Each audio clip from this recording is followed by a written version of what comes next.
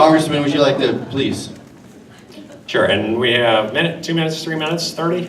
2 minutes, sir. Okay, just scared the audience.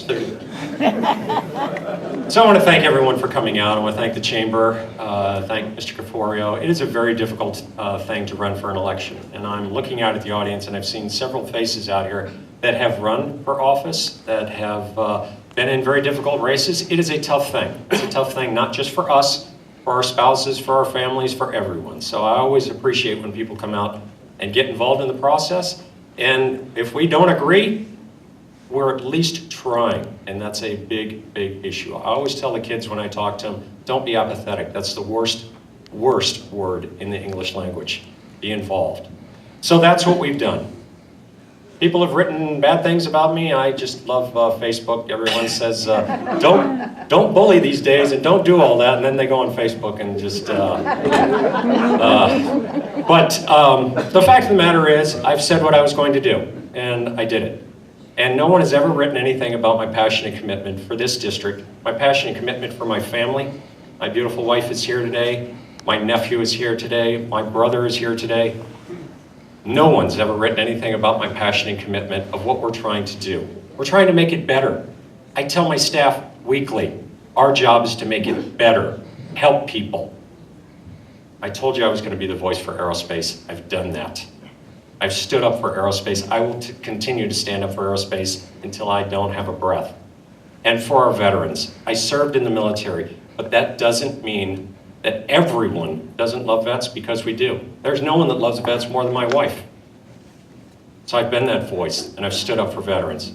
We've done 1,700 cases in our office in the last 23 months just for veterans. And I told you that we would work on small business. Now, when I got elected, Kevin McCarthy came to me and he said, what do you want to do? And I said, I have one hope. I want to be in armed services.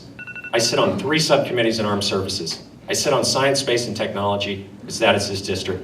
I sit on small business. I sit on more subcommittees than any other congressional member in Congress, except for Colonel Cook, who's over in San Bernardino Valley. We sit on the same amount. We work 100%. We are always there. I thank you very much for this time.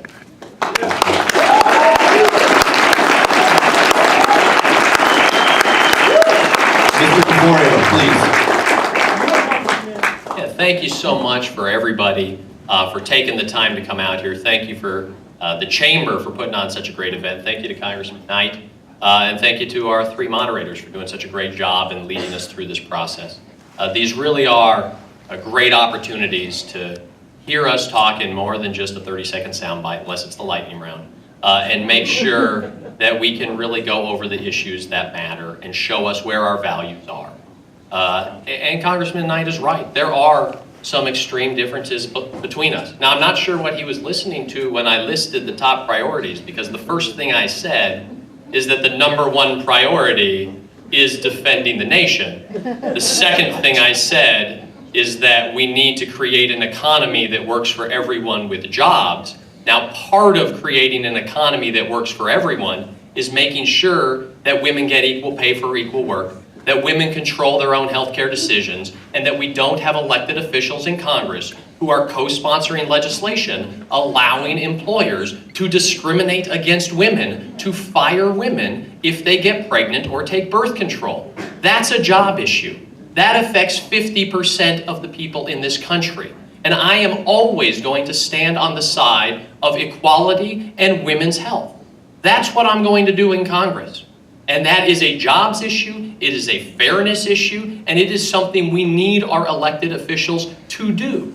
I am also going to fight for immigration reform, not just because this is the morally right thing to do, by making sure that the 12 million people who are here are able to come out of the shadows and fully participate in our economy, working jobs, but also because, as the CBO estimates, it's going to reduce the deficit by $900 billion. Economy and jobs. Again, this is how we get there. And Social Security and Medicare, everybody over 65, or most people over 65, we're talking about the money in their paycheck that gets put back into our local economies, that helps jobs, helps our economy. I'm going to be there strengthening and securing those programs to make sure our seniors have that sacred promise fulfilled as they live out their years with dignity and respect. Thank you all for taking the time to be here tonight.